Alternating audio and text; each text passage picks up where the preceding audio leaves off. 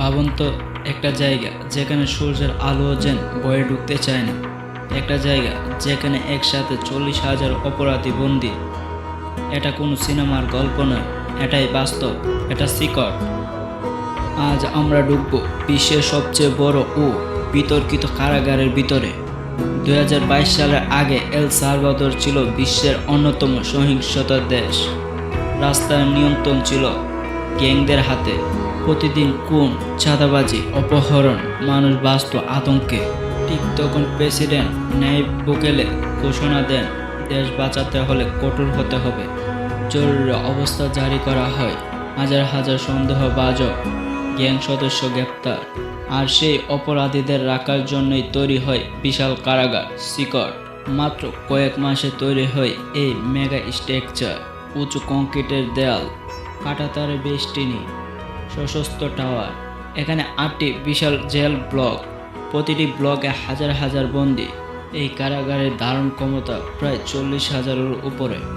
এটা শুধু কারাগার নয়, এটা এক বিশাল দৈর্ঘ্য। প্রতিটি জেলে 60-70 জন বন্দী। লোহার কাঠ, কোনো গদি নেই। দিনে 23 ঘন্টা জেলের ভেতর। কোনো ফোন নেই, কোনো টিভি নেই, কোনো সাক্ষাৎ প্রায় নেই। খাবার সীমিত, নিয়ম কঠোর। 24 ঘন্টা সিসিটিভির নজরদারি। এক মুহূর্ত নজর এড়ানোর কোনো সুযোগ নেই। কারাগারের ভেতরে পুনর্বাসন প্রোগ্রাম প্রায় নেই। এখানে লক্ষ্য একটাই, নিয়ন্ত্রণ। কিন্তু এই কঠোরতার বিরুদ্ধে উঠেছে অনেক প্রশ্ন।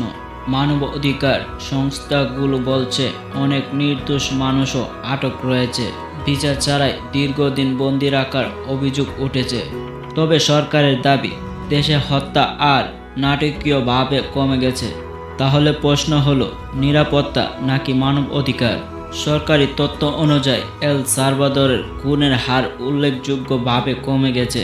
অনেক নাগরিক বলছেন, আমরা এখন নিরাপদ বোধ করি। রাস্তা এখন শান্ত, গ্যাংদের প্রভাব কমেছে। কিন্তু সমালোচকরা বলছেন, এটা কি দীর্ঘমেয়াদে টেকসই? ভাবুন তো, একই করে 70 জন মানুষ, কোনো ব্যক্তিগত জীবন নেই। দিনের পর দিন একই রুটিন, একই দেয়াল। মানসিক চাপ কতটা ভয়ঙ্কর হতে পারে? এই কারাগার শুধু শারীরিক নয়, মানসিক শাস্তিও দেয়। সিকট, এটি একটি কারাগার নাকি একটি বার্তা?